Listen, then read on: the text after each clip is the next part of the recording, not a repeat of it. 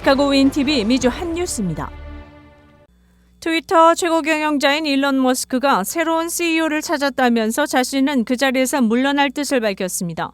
머스크는 11일 트위터에 글을 올려 트위터의 새로운 CEO 고용을 발표하게 돼 기쁘다면서 그는 6주 이내에 업무를 시작할 것이라고 밝혔습니다. 그러면서 내 역할은 소프트웨어, 제품, 시스템 운영을 감독하는 이사회 의장 및 최고 기술 책임자 CTO로 전환될 것이라고 덧붙였습니다. 작년 10월 트위터를 인수한 머스크는 자신이 일하는 시간을 줄이기 위해 후임을 찾는 대로 CEO 자리를 물러나겠다고 밝힌 바 있습니다. 지난 2월 한 국제회의에 화상으로 참석해 올해 말 정도가 트위터를 운영할 다른 인물을 찾을 적기가 될 것으로 보인다고 언급하기도 했습니다. 로이터 통신은 이번 조치는 머스크가 트위터의 경영 호전에 몰두하는 시간에 대한 테슬라 투자자들의 우려를 어느 정도 불식시킬 가능성이 크다라고 전했습니다.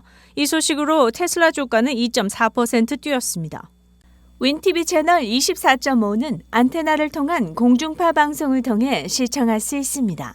몬테네그로에서 위조 여권을 사용한 혐의로 체포돼 기소된 가상화폐 루나 폭락 사태의 핵심 인물 권도형 테라폼레스 대표가 12일 법원으로부터 보석을 허가받은 것으로 알려졌습니다. 몬테네그로 수도 포드고리차 법원에서 11일 열린 첫 재판에서 보석을 청구하며 권 대표와 측근 한모 씨는 각각 40만 유로를 제시했습니다. 이 자리에서 권 대표는 판사가 보석 허가 조건으로 주거지 제한, 법원 소환 출석 등의 여러 가지 조건을 열거하자 모두 동의했습니다. 그는 법원이 보석을 허가해준다면 재판이 끝날 때까지 지정된 아파트에서 지내며 도주하지 않고 재판에 충실히 임하겠다고 밝혔습니다. 이 아파트는 권 대표의 현지 변호사인 브랑코 엔젤리치가 속한 법인 소유로 알려졌습니다.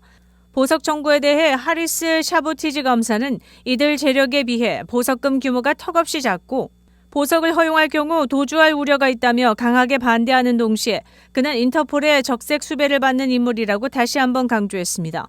재판정에서 권 대표는 코스타리카 여권은 위조가 아니고 적법한 것이라며 무죄를 주장했습니다. 한편 보석 여부는 아직 결정되지 않은 상태이며 다음 재판은 6월 16일에 열릴 예정입니다.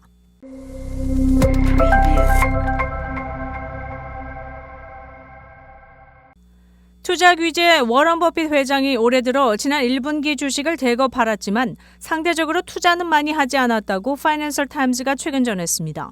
버핏 회장은 올 1분기 133억 달러 주식을 팔은 반면 상대적으로 투자는 많이 하지 않았습니다.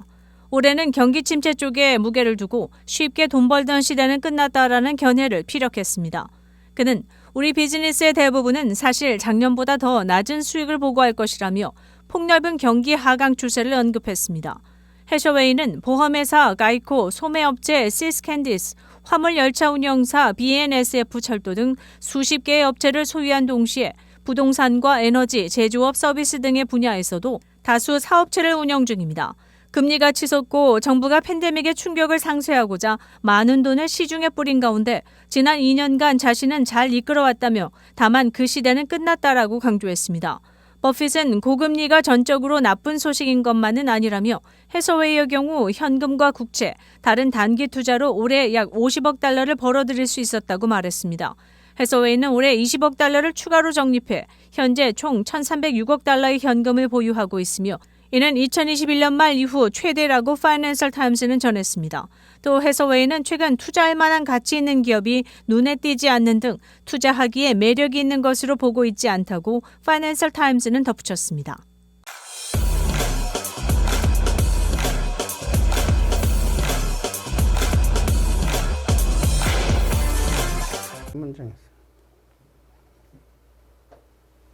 시청자 여러분 안녕하십니까? 시사전망 이전봉입니다. 오늘은 온라인상의 광고에 대해서 이야기해 볼까 합니다. 우리가 실생활에서 온라인에 접속해 일을 처리하다 보면 이메일을 넣어야 할 일이 생깁니다. 특히 기업체들이 이메일 주소를 원하는데 이게 추후 연락만을 위한 것은 아닙니다.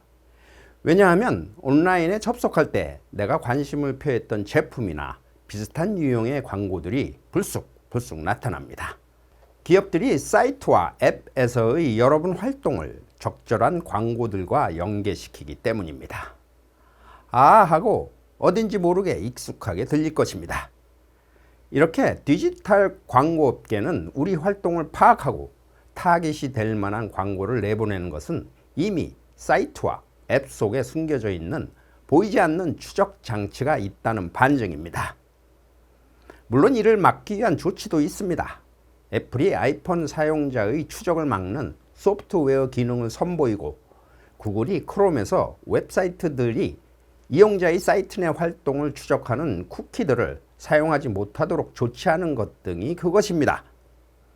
문제는 내가 건네준 이메일 주소는 본인이 생각하지도 않고 있을 데이터를 찾아낸다는 사실입니다. 우리가 방문하는 웹사이트들에 의거해 정보가 누적되며 이런 정보는 쿠키나 앱에 숨겨진 추적 장치들을 통해 은밀히 수집됩니다. 예를 들어 풋볼이나 농구 게임을 보기 위해 스포츠 스트리밍 앱에 들어가면 여러분을 타깃으로 한 스니커 광고들을 띄울 수 있게 되는 것입니다. 또 한 가지 알아둬야 할 것은 이메일에는 여러분의 성과 이름이 포함될 수 있을 텐데 이 경우 상당 기간의 브라우징 활동에 의거해 상당한 프로필이 이미 쌓여 있을 것입니다. 웹사이트나 앱은 이메일 주소를 브로커의 데이터베이스에 업로드해 사용자 아이디를 타깃 광고에 충분할 만큼 프로필과 매치시키게 됩니다. 최근의 개인정보 보호 도구에도 불구하고 계속 광고들을 보게 되는 것은 여전히 이메일 주소를 공유하고 있기 때문이라고 전문가들은 지적하고 있습니다. 우리가 특정 계정에서 스팸 메일을 받게 되면 그것은 어떤 업체가 내 정보를 광고업자들과 공유하는지를 보여주는 것입니다. 광고 받는 것을 막기 위해 다양한 옵션은 있습니다. 가명 이메일을 만들어 위장하는데 이는 가명을 자동적으로 만들어주는 도구가 활용됩니다. 또 로그인을 위한 다수의 독특한 이메일로 광고 테크 업체들이 이에 의거한 프로필을 만들기 어렵게 하기도 합니다. 그리고 가능하다면 옵트아웃을 해야 합니다. 사이트에서 빠져나가는 선택을 하라는 것입니다. 다만 사람들 중에는 다양한 광고 안내를 받는 게 즐겁고 개인정보와 관련해 별 문제가 없다면 일부 정보 공유는 인터넷 컨텐츠를 받기 위한 거래의 일부라고 받아들인다면 큰 문제는 없을 것입니다. 결국 본인의 초이스라는 것입니다. 시사전망 이전봉입니다.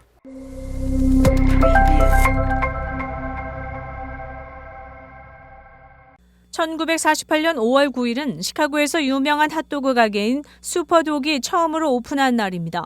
당시 고등학교의 다정한 연인이던 모리 앤 플로렌스 버먼 커플이 결혼 후 1년여 만에 여름 장사를 대비해 미러키길에 비즈니스를 연 것입니다. 한인타운과도 그리 멀지 않은 미러키길과 디반길, 그리고 네글길의 교차로 한편에는 75년의 역사를 지닌 슈퍼독 가게가 여전히 자리하고 있습니다. 수시로 자동차들이 드라이브인으로 몰려듭니다. 모리 앤 플로렌스 커플이 세운 이 비즈니스는 지역 가족들, 사이클족, 그리고 데이트하는 커플들이 찾는 유명한 명소로 자리 잡았습니다. 타주에서 오는 관광객들도 시카고 핫도그를 맛보기 위해 이곳 슈퍼독을 반드시 찾습니다. 타기한 창업주 모리는 노스웨스턴대에서 회계사 공부를 하기 위해 돈이 필요했고 그래서 펀드를 마련하기 위해 여름에 이 핫도그 비즈니스를 부인과 함께 오픈했습니다.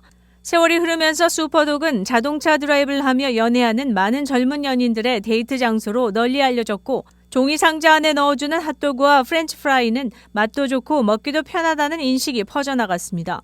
지금도 비즈니스 건물 옥상에는 핫도그 소시지를 상징하는 두 개의 풍선 조형물이 눈길을 끕니다. 초창기 오너 부부를 상징한다고 합니다. 가족 비즈니스를 시작해 파트너가 생기면서 규모도 커지고 밀려오는 다양한 손님들은 자동차 안에서 주문하거나 직접 가게 안으로 들어와 주문하기도 합니다. 자동차 안에서 주문할 경우 직원이 직접 핫도그를 가져다 줍니다. 최근에는 더 큰 규모의 가게를 미러키길과 던디길 인근 윌링 지역에 오픈해 시카고 서버브 주민들의 인기를 얻고 있습니다. 시카고의 손꼽는 먹거리 명소로 자리 잡은 슈퍼독을 이번 여름에는 한번 들려보는 것도 좋은 아이디어가 되겠습니다.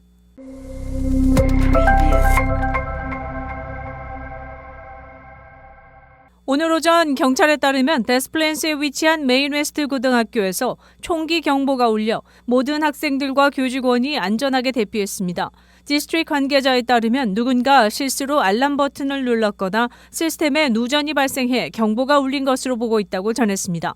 잘못된 경보임에도 불구하고 모든 학생과 교직원들은 안전 프로토콜을 준수하기 위해 학교를 폐쇄했다고 덧붙였습니다. 학교 측은 이날 수업을 취소했으며 학부모들에게 학교에 오면 안 된다는 안내서를 보냈고 경찰은 주변 감시를 강화했습니다. 시카고 한인동포 일간지 한국일보는 전자신문으로도 배포됩니다. 시카고 한국일보 무료신문은 가까운 한인식당이나 마켓에서 볼 수 있습니다. 뉴스24에서는 여러분의 제보를 기다립니다.